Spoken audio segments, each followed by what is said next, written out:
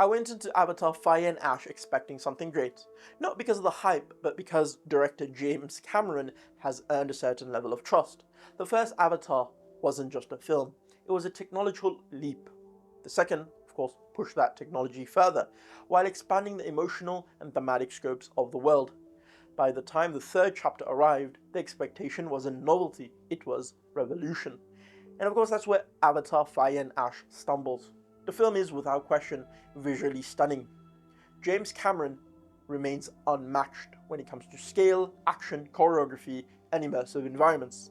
The Fire and Ash landscapes are striking, the action set pieces are meticulously staged, and the motion capture performers once again deliver strong, committed performances. From a purely technical standpoint, this is still a blockbuster filmmaking at the highest level. But of course, spectacle alone isn't enough, especially for a film of this length. Avatar Fire and Ash feels unnecessarily long, not because it takes time, but because much of what it explores feels familiar. The narrative leans heavily on beats we've already seen in the first Avatar: outsiders versus natives, environmental exploitation, ideological conflict framed throughout, repetition rather than escalation. While the second film expanded the world and deepened its themes, this one feels like it's often circling them. And of course the result is a story plagued by weakness, not by performance, but in purpose.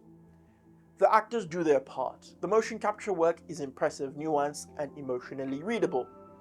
There are moments where individual scenes shine because of the performers alone, but strong acting can only carry a story so far when the narrative itself struggles to justify its runtime. And of course this is where disappointment sets in, not because the film is bad, but because it feels safe. For a franchise built on innovation, Avatar Fire and Ash neither pushes the technology forward in a meaningful way, nor introduces narrative ideas bold enough to warrant its scale. It exists in a strange middle ground, too polished to ignore, yet too familiar to feel essential. And yet, of course, this is still a James Cameron movie.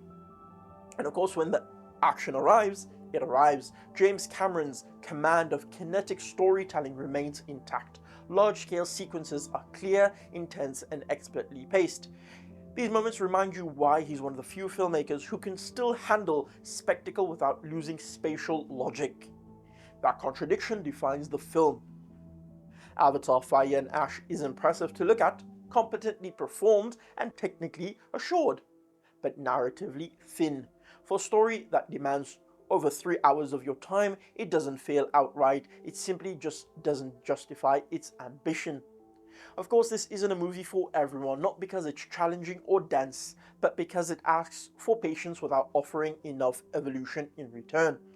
For fans of the franchise, the visuals and action may feel enough. For those hoping the series would move forward rather than look back, Fire and Ash feels like a missed opportunity, a reminder that innovation can't be sustained on spectacle alone. And with that being said, please do not forget to rate, subscribe, and comment. And remember, my name is Adnan Jigu, and I'm a man on a mission.